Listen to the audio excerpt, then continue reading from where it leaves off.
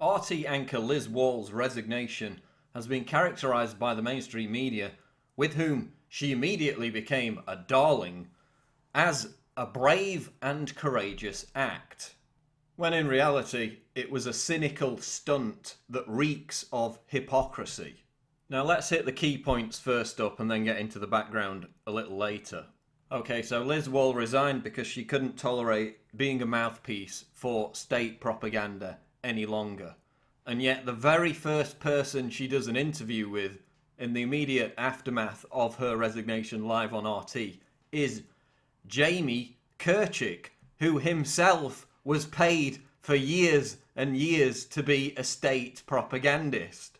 This is the guy, of course, who made headlines last year when he hijacked a debate about Bradley Manning to go off on an unrelated and wild rant about Putin's so-called anti-gay law, which of course, as I documented in my video, The Truth About Russia's Anti-Gay Law, was a completely mischaracterized fake controversy based on a completely inaccurate July 2013 New York Times editorial that posited the notion that gays in Russia would be treated like Jews in Nazi Germany and arrested and deported during the Sochi Olympics. That fake narrative was picked up by the mainstream media, and Kirchick was one of its cheerleaders, of course. Gays were not arrested and deported like Jews in Nazi Germany during the Sochi Olympics. So Liz Wahl is apparently very buddy-buddy with Jamie Kirchick. And he admits in his article that Wahl reached out to him back in August. So this was not a reaction to Russia's actions in Crimea. It's something that Wahl had been planning since August, and she'd been communicating with Kirchick about her plan to leave RT because it's an organ for state propaganda as far back as 7 months ago. So she plans to quit RT because it's state propaganda. Buddies with Jamie Kirchick, he gets the exclusive. Yet he worked for years as a government-funded state propagandist. Well, how ironic. As a recent writer for Radio Free Europe, Radio Liberty, Kirchick and his employer were funded entirely by the United States Congress. This was a network funded by the CIA, and the entity that now oversees it is also behind Voice of America, Radio Free Asia, and the Office of Cuba Broadcasting, and its mission is telling the American story worldwide. So this is who Liz Wahl is buddied up with, and he gets the exclusive, decrying the fact that she's a state propagandist, yet he worked for the ultimate in state propaganda, Radio Free Europe. Writing state propaganda for the purposes of the military-industrial complex, such as this article about how Libya's war-torn capital, after it was overrun by US-backed rebels, was calm.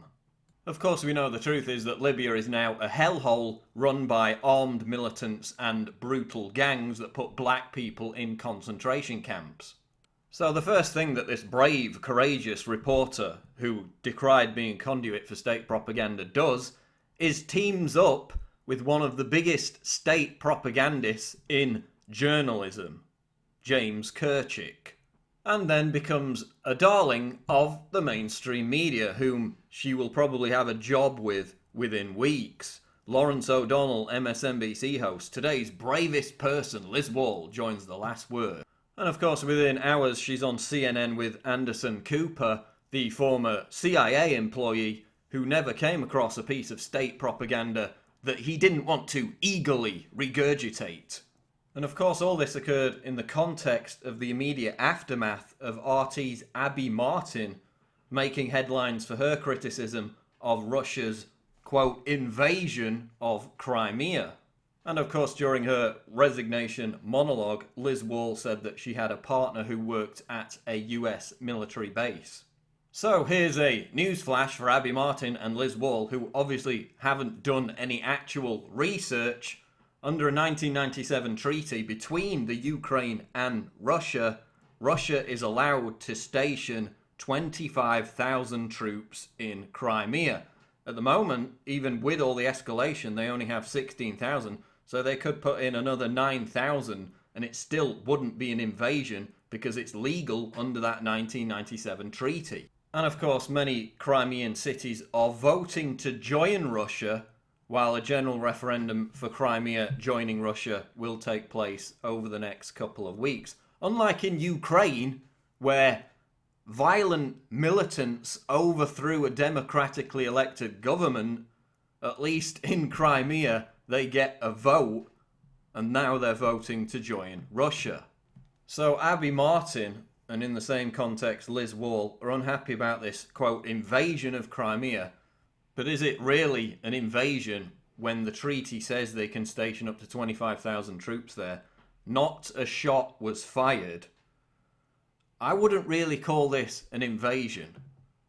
I would say that this looks more like an invasion. I would say that up to 1 million dead Iraqis looks like more of an invasion, bearing in mind that Liz Wahl's partner works for the very same US military that carried this out. One of her other complaints was that Liz Wahl's final interview with Ron Paul was unfairly edited. Well, Ron Paul himself came out yesterday and said he thought the interview was perfectly fine, it was well edited, no problem there. And Liz Wahl was also unhappy about the fact that RT reported many of the protesters in Kiev are neo-Nazis, as if that was some kind of Russian-invented conspiracy theory.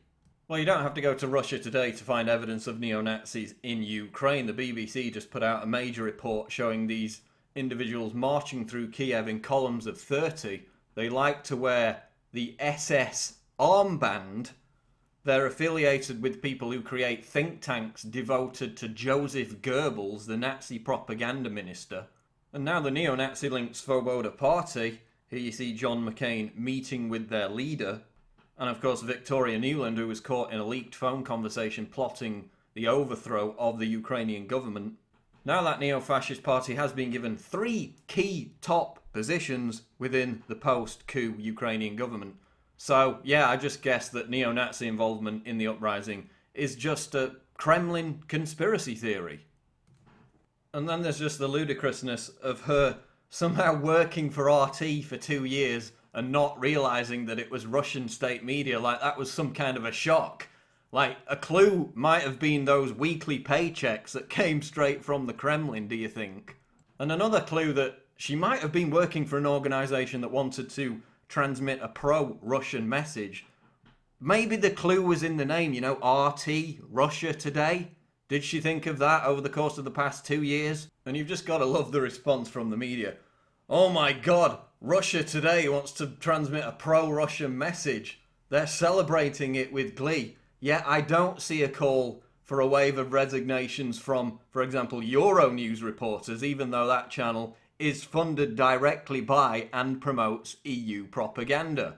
Similarly, we're very unlikely to witness BBC journalists like Jeremy Paxman resigning en masse to protest against Tony Blair's genocide in Iraq.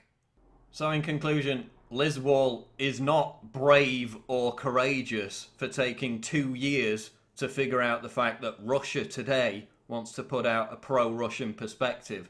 And the fact that the mainstream media would treat that as such a shock controversy only serves to reveal their bias and their pro-state media agenda. And in the process, revealing Liz Wahl to be a cynical hack engaging in rampant hypocrisy, who is obviously angling for a job with the mainstream media, and boy, do they deserve each other. This is Paul Joseph Watson reporting for Infowars.com.